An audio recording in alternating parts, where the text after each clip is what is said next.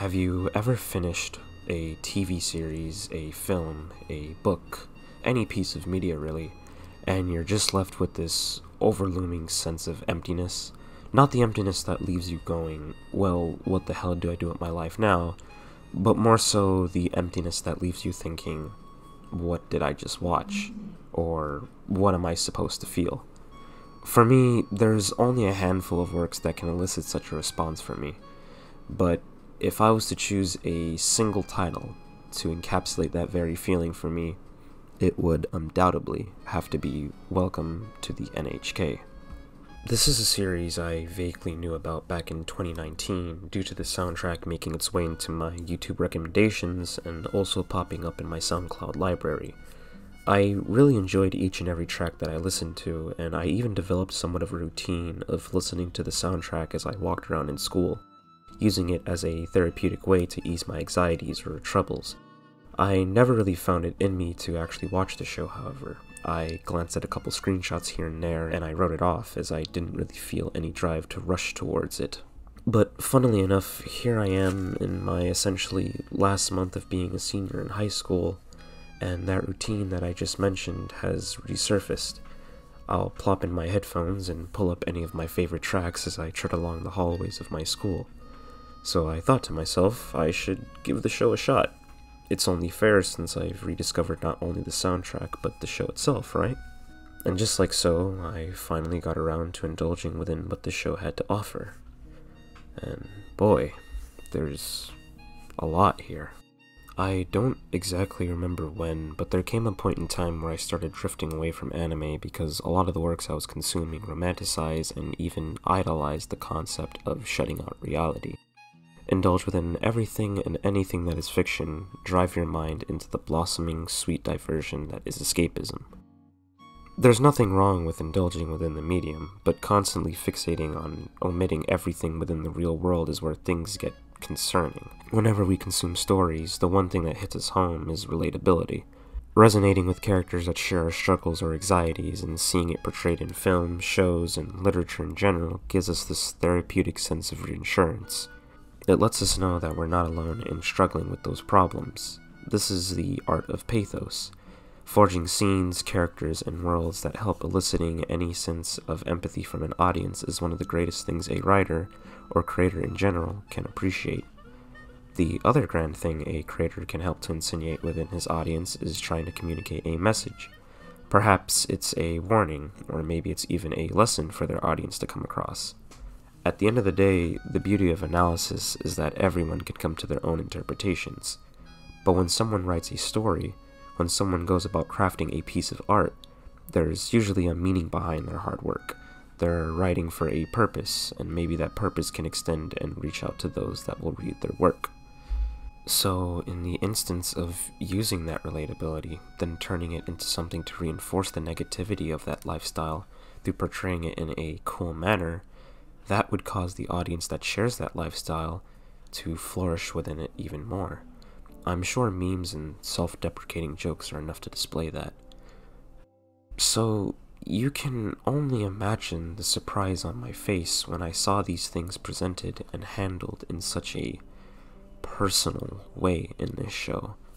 Never have I consumed a work that perfectly replicates the monotony and dreadful reality that life has to offer at times, portraying it in such a, again, I have to use this word to emphasize the weight of the show, personal. Some of my favorite moments within media are scenes that completely detract away from the overarching plot and instead solely and strictly narrow the narrative into the headspace of a character. There's a multitude of ways to go about doing so due to the ambiguity of such a task. Let's take a look at Evangelion for reference, a series that's well known for these techniques. Episode 16 perfectly encapsulates the mental state of Shinji through its direction. The metaphorical scenery presented through the lighting, the angles, the sudden cuts, the echoes from the voices, it all amalgamates into this unsettling, dissonant scene. There is a lot going on here to meticulously replicate the inner recesses of Shinji's mind into a full-blown display of images for us to consume. It's meant to be messy, it's meant to grant you this uneasy feeling, as that helps replicate just a sliver of Shinji's current mental state. Yet, funnily enough, despite how phenomenally crafted these scenes are, I find NHK's equivalent to these moments to be far more unsettling. The moments aren't as dynamic and out there as Evangelion scenes are. In fact, they're fairly simple in their presentation. There's this strange, serene sentiment attached to these scenes, yet there's this looming sense of dread hovering over it. This state and sense of normality that's presented within the scene makes me far more uncomfortable, and that only makes sense because this is the life of Sato. This is normal for him, and because of that portrayal, it all ends up feeling incredibly personal. The show doesn't pull its punches in presenting some of these facades that not only the characters rush towards, but also ourselves in extension. Escaping into another world, hyper-focusing on a goal, getting caught up into intimate fantasies, all to escape the weight of reality. It grabs that relatability, then shoves the harsh realities of such a lifestyle in your face without a sliver of mercy. It's a subversion of the typical tropes you'd see in the medium. This time, you're seeing the consequences of idolizing such a lifestyle. But while I was watching, there seemed to be a contradiction to this writing philosophy, coming in the form of a character, Misaki. She presents herself to be the typical manic pixie dream girl, a female character that goes out of her way to extend her kindness at an unrealistic degree towards the MC that's wallowing within a sea of despair. She seeks to take him out of that dump and forge him into a better person.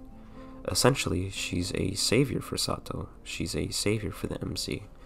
She strings him along into a contract that is essentially akin to counseling, spewing words and lines that aim at getting Sato on a path of self-improvement and hyper-awareness of himself.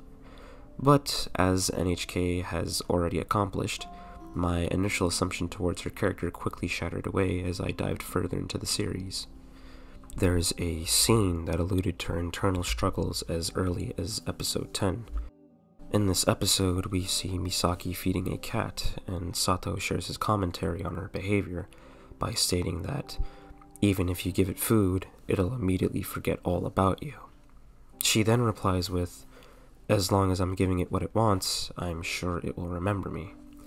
It's here that we get to take a peek at Misaki's struggles, only for them to blossom in the final episodes of the series, where it becomes coherently clear on what her character is meant to be.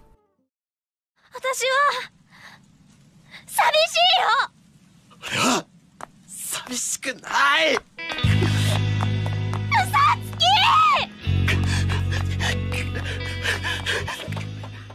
She is far, far away from a manic pixie dream girl. In fact, she's a deconstruction of what makes a character fall in that trope. Misaki uses Sato's own miserable life to validate her own existence. Going about helping Sato and overcoming his hikikomori ways coincides with her having someone to depend on her, so her very existence won't feel as dreadful, nor worthless. It's through her attempt at preserving her self-worth and positivity that we come to understand why she even latched herself onto Sato in the first place. It was never some typical trope or fantasy playing out in front of her eyes as an audience.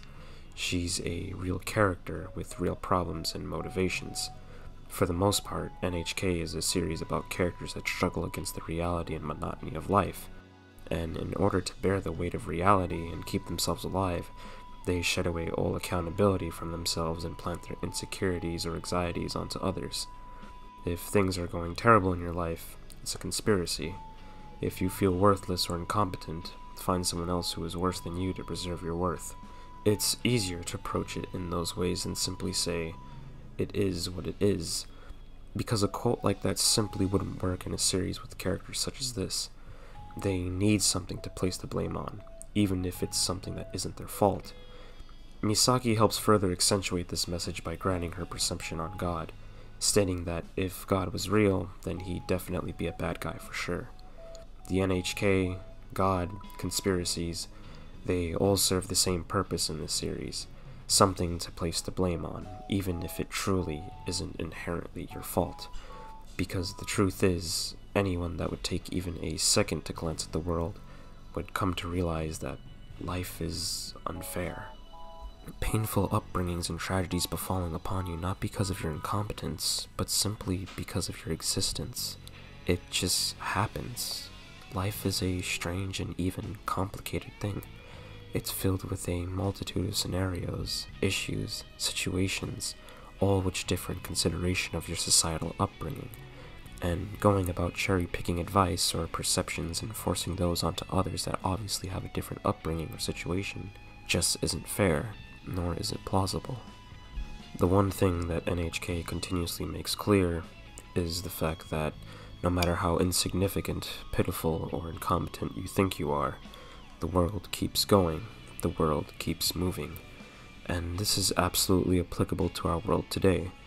No matter how sad you are, deadlines are waiting to be met. No matter how insignificant you think you are, societal expectations still coil themselves around you. And no matter how incapable you think you are, your best efforts are still to be expected in whatever career you're aiming for, or whatever artistical pursuit you're looking towards.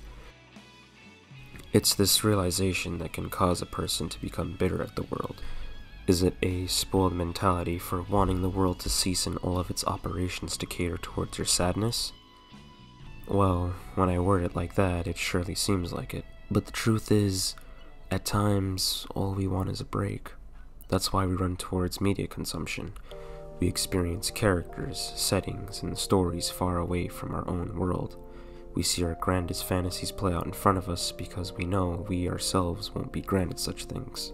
I'm nowhere near bad as Sato or even Misaki. I don't mind going into large crowds, I can give presentations in a clear manner. In fact, I actually like doing presentations. I have enough courage to sit in front of a mic and talk about how much this show means to me to God knows how many people out there. But lately, I've found myself following an odd pattern. I'll wake up, go to school, come home, write, then go to bed. When at school, I avoid interacting or socializing with those around me. Why should I? What's the point of engaging in needless conversation? What's the point of forging hollow relationships that won't expand into anything outside of school? I absolutely hate networking despite knowing how useful and borderline necessary it is for the world we live in now. It's much easier to be alone, staying within the confines of my own room and allowing my inner thoughts and desires to be fully enacted on without judgment from the outside world. If I want to play a game, I'll play a game. If I want to read a book, I'll read a book. If I want to write all day, I'll write all day. If I want to sleep all day, I'll sleep all day. As I've said before, all we want at times is a break. Having to be subjected to the absolute mess that is the world and withholding a fear of being rejected by said world is what keeps the thought of staying inside so enticing. Solitude is almost a sliver, a fragment of peace I hold on to keep myself feeling safe. Yet, despite all this, I know the feeling of safety also coincides with a feeling of complacency. A complacency that stagnates my opportunities and even capabilities. There is a line from the series that even in the making of this video is still stuck in my head. Quoted from Yamazaki himself, "A drama has a progressive plot, an emotional climax, and a resolution. But our lives aren't like that. All we get day after day are a bunch of vague anxieties that are never really resolved. At times, I feel as if this is how my own life feels. When a tragedy befalls upon me and I overcome it, it's not as if everything is internally and emotionally resolved immediately. It's not as if I've gotten an instant power-up to tread along the lands of this earth. At times, it feels as if nothing has changed. There's no grand reward like a treasure chest. There's no new undiscovered world awaiting for me to set foot on it. There's no theme song blasting in the background as I step foot outside my door. There's nothing. Not even a manic pixie dream girl to show up at my door, attempting to rescue me. And that's because, at the end of the day, deep down I know the only person that can save myself is me. If you've watched the series to its completion, you'll come to understand that Misaki wasn't the one that got Sato out of his terrible lifestyle. Instead, it was Sato himself that got out of his lifestyle after being forced to work. The series doesn't end on a grand, positive note. There's no romantic kiss shared by the two. There's no wedding. There's nothing. The ending is simply We don't know what the future holds, but we'll keep on trying together. It's a simple yet incredibly powerful ending that replicates, again, that personal feeling of life itself. When I first saw the ending, I couldn't help but choke up a bit. If all else within the series wasn't enough to get the message to me, the ending surely does. It tells me that life isn't going to turn around and become a paradise one day. No one is going to come knocking at your door in attempts to save you from your despair. You're not a fictional character. Problems will always come up and tragedies possibly wait in the future. But if you keep putting in the time, effort, and most importantly, faith in life itself, things will get better. As Tatsuhiko Takimoto, the creator of Welcome to the NHK, said himself, "The path that leads us to happiness exists. The key is precisely to believe in its existence."